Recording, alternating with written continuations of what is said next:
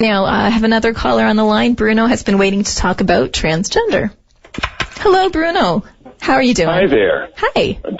Just fine, Sarah. I'm glad that we had a chance to talk, and I'm glad I caught that part where you discussed those transgender issues, because it's something that's been at the top of my mind for a while now, so I welcome the opportunity to discuss it. Excellent. I'm an environmental activist, and I've been quite aware and concerned about the effect that we've unleashed a whole torrent of hormones, many of them hormone-mimicking compounds that get in the way of very essential biological functions, and we really don't understand what we've unleashed. Yeah.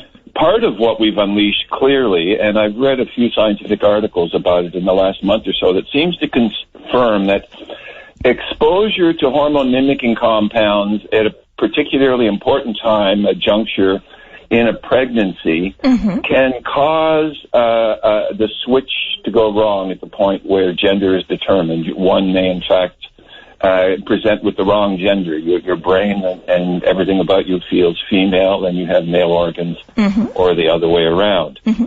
So there may well be an environmental component to it, and considering that we've unleashed a whole torrent of these things, I suspect that transgender issues are going to, if anything, become much more prevalent in our society as we go forward. So we do need to understand and be tolerant and forgiving. Yeah, and I think even more than tolerant, tolerant can sometimes be how we refer to being an intent with a mosquito.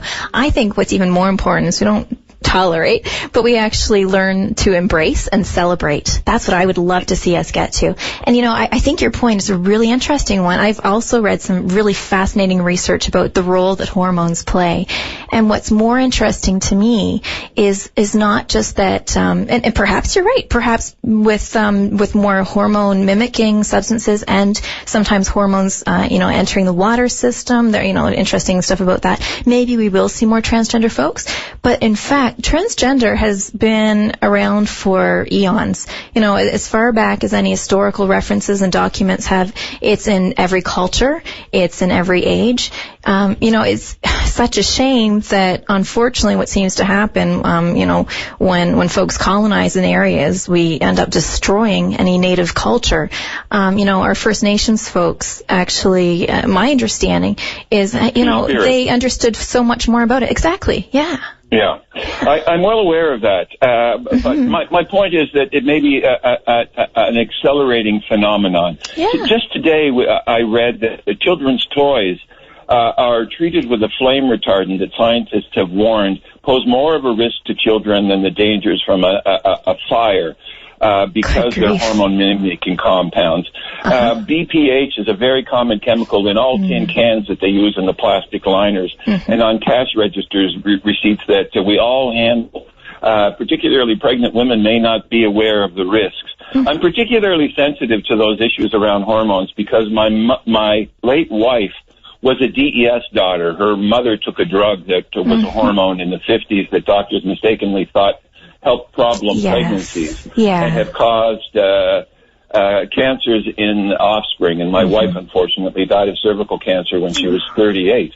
I'm now wondering whether grandchildren of DES grandmothers are affected in fear for my daughter. So I understand the intergenerational effects of unleashing these hormones. But I want to talk to you for a moment about something a little more personal.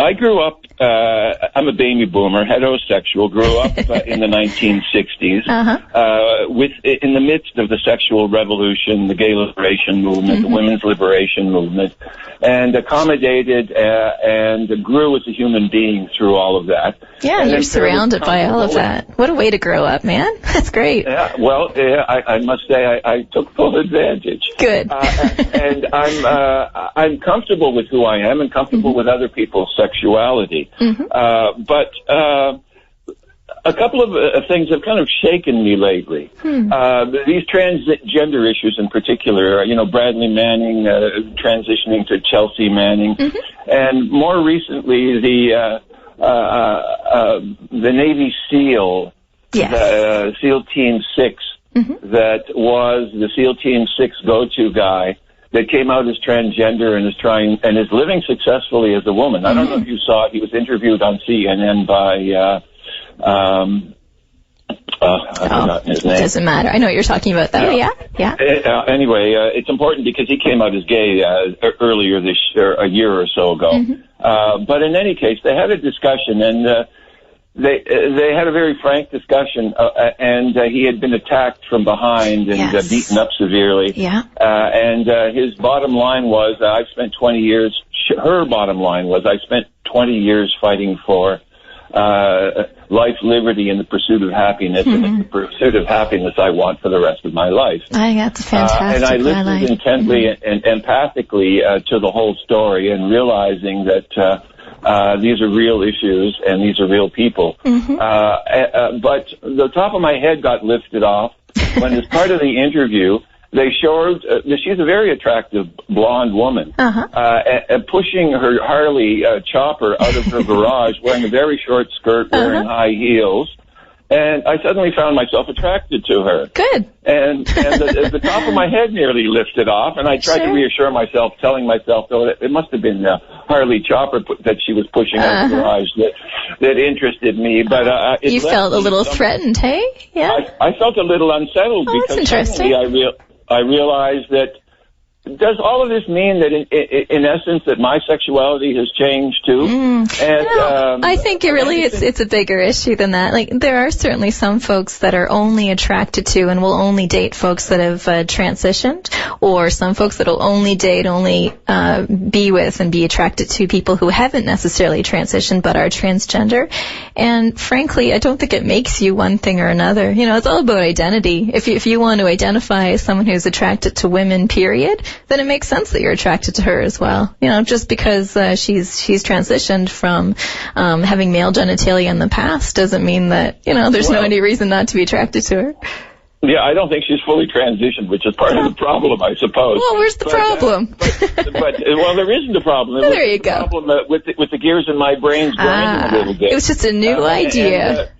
The interview was being conducted by, I finally remembered his name, Anderson Cooper. Oh, yeah. He came out gay a year ago, and I was somewhat reassured because at the moment in the interview that I was feeling the most confused, Anderson Cooper looked just as confused as I did, and he said, but who are you attracted to? Because he said, I know who I'm attracted to, meaning other males. And he looked just as puzzled as I did, and she gave an absolutely mind-boggling answer, which is, I'm a human being, and I'm attracted to other human beings. I think that's probably the most honest answer that someone's thought through. You know, a lot of us never question who we're attracted to. We just look at and consider dating people who are the opposite sex or the opposite gender, and we never question it. And I think that's why it gets confusing for some people. Some people, it's only later in life they realize, wait a minute, I'm not really attracted to this gender or this sex.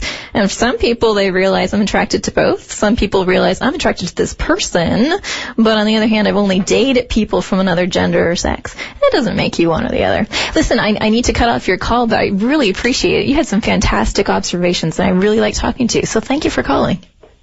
Well, thank you very much. Okay. And I'm glad I got to chat about it. I'll just finish by saying that I was reassured by the fact that Anderson Cooper looked more confused than I was at that point, and I've been thinking it through and thinking that, of course, you know, gender and my gender is always a fluid and dynamic thing, and why can't I be attracted to someone who's transgendered if they're a beautiful human being? Absolutely, well said. Thank you, and have a good night.